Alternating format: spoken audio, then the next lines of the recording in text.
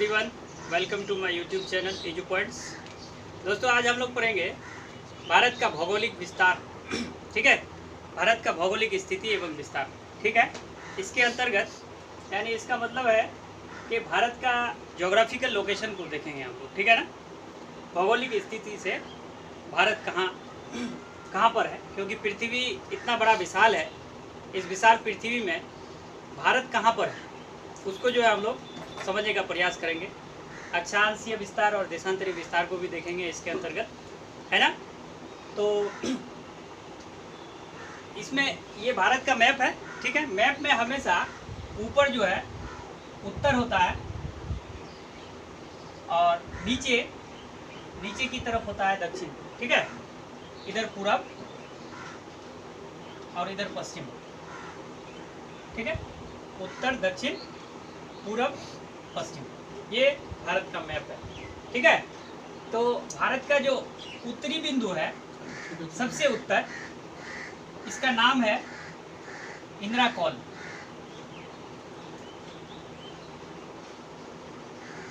क्या नाम है? इंदिरा कॉल। ठीक है, और दक्षिणी बिंदु जो यहाँ है उसका नाम है कन्याकुमारी। ठीक है,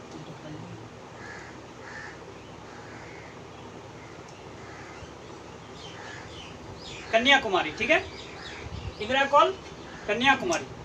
इंदिरा कॉल से कन्याकुमारी का जो डिस्टेंस है ये है आपका 3214 किलोमीटर। ठीक है, इंदिरा कॉल से कन्याकुमारी 3214 किलोमीटर। ठीक है, इस पॉइंट का नाम है सर क्रीक।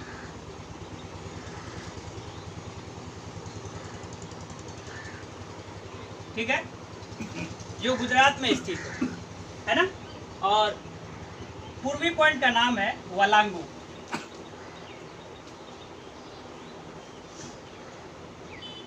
ये अरुणाचल में है। ठीक है, तो गुजरात से अरुणाचल का जो डिस्टेंस है ये है आपका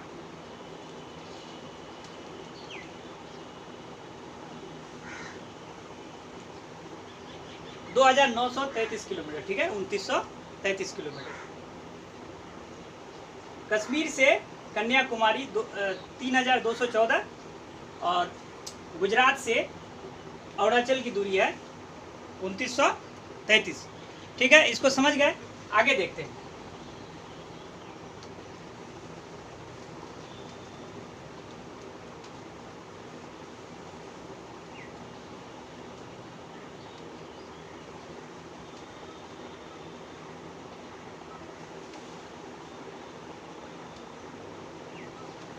भारत का जो एरिया है, क्षेत्रफल,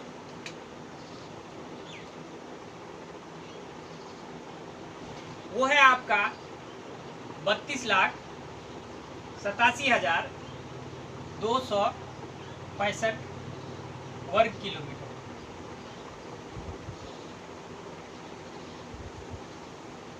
32,87,265 वर्ग किलोमीटर। क्षेत्रफल की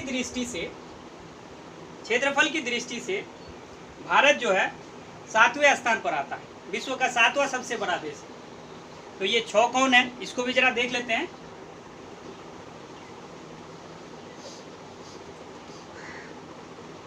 वनडे एग्जाम में ये सारा चीज पूछा जाता है। ठीक है, विश्व का सबसे पहला देश है, क्षेत्रफल की दृष्टि से जो बड़ा देश है वो है आपका रसिया। 2 नंबर पे है आपका कनाडा।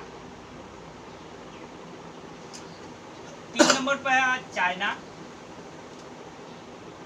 चौथा है आपका ब्राजील।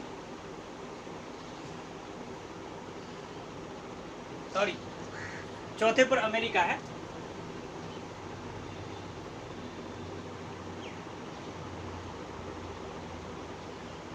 पांचवा है ब्राजील। ठीक है, और छठा जो है वो है आपका ऑस्ट्रेलिया।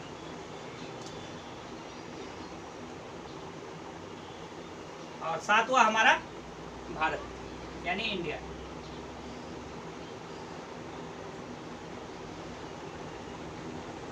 ओके, नेक्स्ट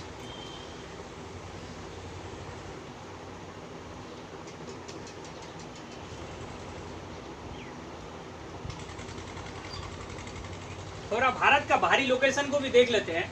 जैसे इधर पूरब में आपका हो गया बे ऑफ बंगाल,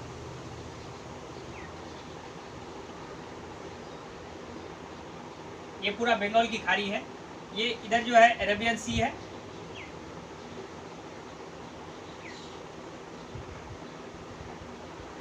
अरब सागर। इधर है आपका इंडियन ओशन नीचे,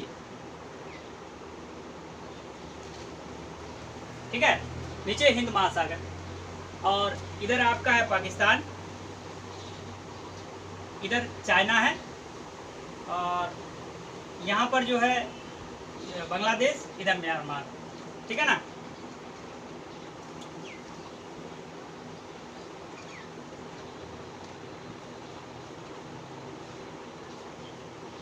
लेकिन भारत का जो सबसे दक्षिणतम बिंदु है वो है आपका इंदिरा कॉल, इंदिरा पॉइंट।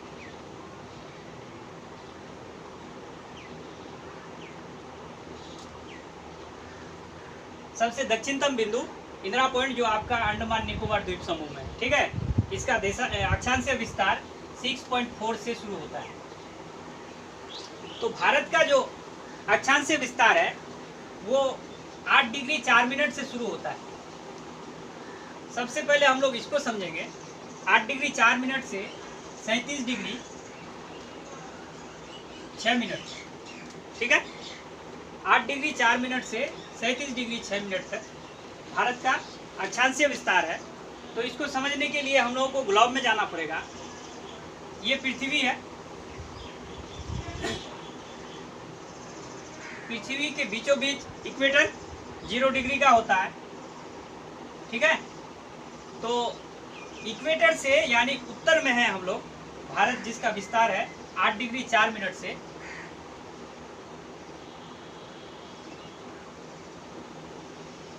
भारत यहां से शुरू हो रहा है, ये भारत है, ठीक है। और इसका विस्तार ऊपर में कहां तक जाता है? 37 डिग्री 6 मिनट तक। मान लो यहां तक ये भारत का विस्तार है, ठीक है। और देशांतरीय विस्तार आपका 68 डिग्री से शुरू होता है, 68 डिग्री 7 मिनट से 97 डिग्री 25 मिनट, ठीक है। देशांतरीय विस्तार 68 डिग्री 7 मिनट से 97 डिग्री 25 मिनट। इसका अर्थ क्या है कि देशांतर रेखा 0 डिग्री जो इंग्लैंड की ग्रीनविच से होकर गुजरता है उसको अंतर्राष्ट्रीय मानक समय रेखा माना गया है। यानी विश्व का कोई भी देश जो अपना समय निर्धारित करता है तो वहीं से समय को निर्धारित किया जाता है। 0 डिग्री जो है ये देशांतर रेखा है। तो देशांतर रेखा 0 डिग्री से यानी पूरब, ठीक है, 68 डिग्री से हम लोग शुरू होते हैं पूरब में। अब मान लीजिए यहाँ से ये 0 डिग्री है तो यहाँ से भारत का जो विस्तार है यहाँ तक यानी 68 डिग्री, ठीक है। तो 68 डिग्री से पूर्वी देशांतर भारत का शुरू होता है। इतना क्लियर हो गया। तो भारत का जो क्षेत्र ये एरिया है इसमें कितना देशांतर का फासला है? 30 डिग्री देशांतर है, ठीक है। कैसे?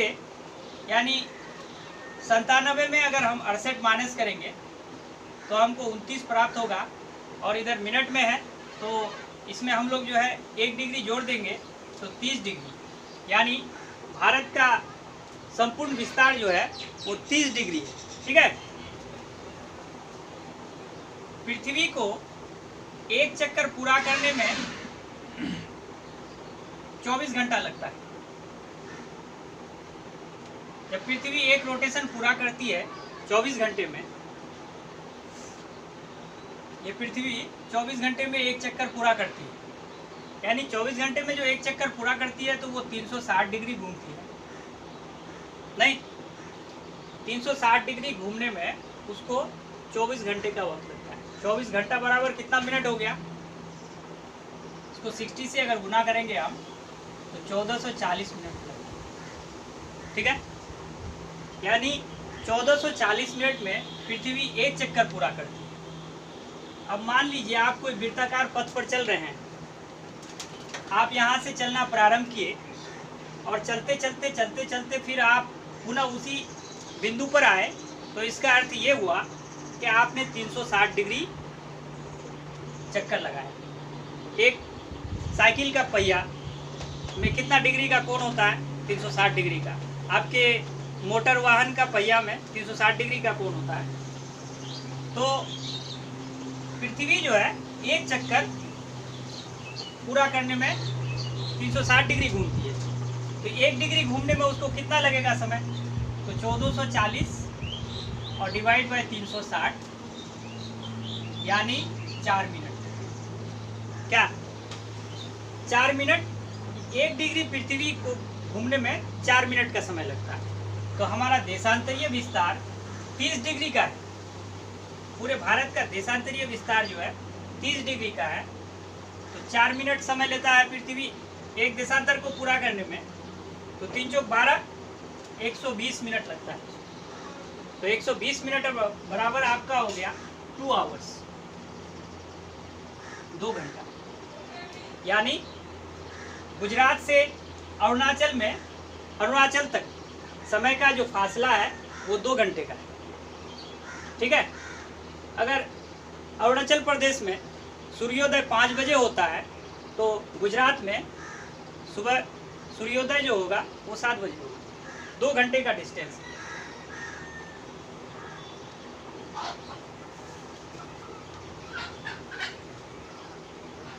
अब प्रश्न ये है कि एक ही देश में समय अलग अलग होगा? ऐसा संभव तो नहीं है। इसलिए एक रेखा को मानक समय रेखा के रूप में माना गया है। वो आपका 82 डिग्री रेखा है।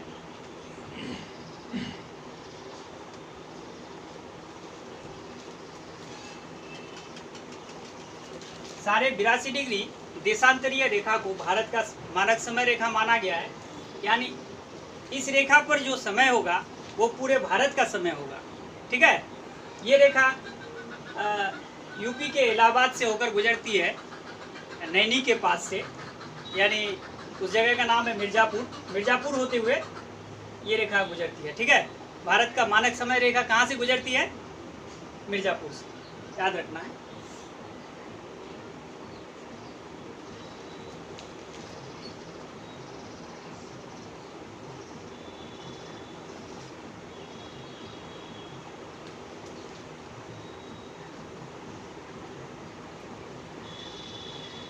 तो thank you watching for this video.